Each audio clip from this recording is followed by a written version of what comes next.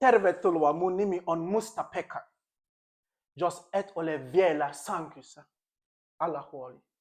Nyt on iltasatu-aika ja tänään meillä on tosi herkullinen kirja. Tatu ja Patu. Yes. Ja meillä on tosi herkullinen vieras tänään. Ida on paikalla. Hän lue meille. Iltasatu. Kuuntele. Ensimmäiset ihmiset tulivat nykyisen Suomen alueelle jo tuhansia vuosia sitten. Miksi he tulivat tänne Pohjolan perukoille? Mitä he täällä tekivät? Keitä olivat? Oh my Jumala, kuulitko?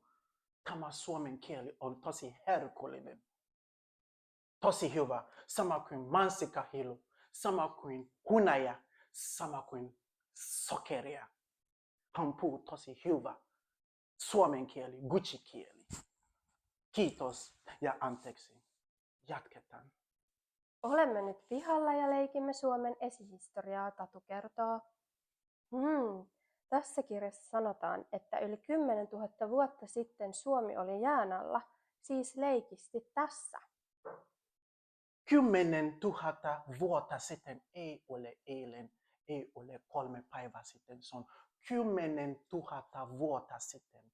Ensimmäiset suomalaiset. Oletko ensimmäinen suomalainen? Jatketaan. Oli hääkausi, ei kun jääkausi. Ja tuolla etelämpänä oli aro, jolla vaelsi mammutteja, ihmisiä ja autoja. Hei Patu, auto ei kuulu joukkoon. Ei ole mitä, ei ole autoja. Ollenkaan. Mitä se tarkoittaa? Se tarkoittaa, että ihmiset ovat kävelemässä koko ajan. Jalat on meidän auto. Kiitos ja anteeksi. Jatketaan. Sitten ilmasto lämpeni ja jäätikkö alkoi sulaa. Eläimet vaelsivat yhä pohjoisemmaksi ja ihmiset seurasivat perässä. Tatu lukee kirjasta.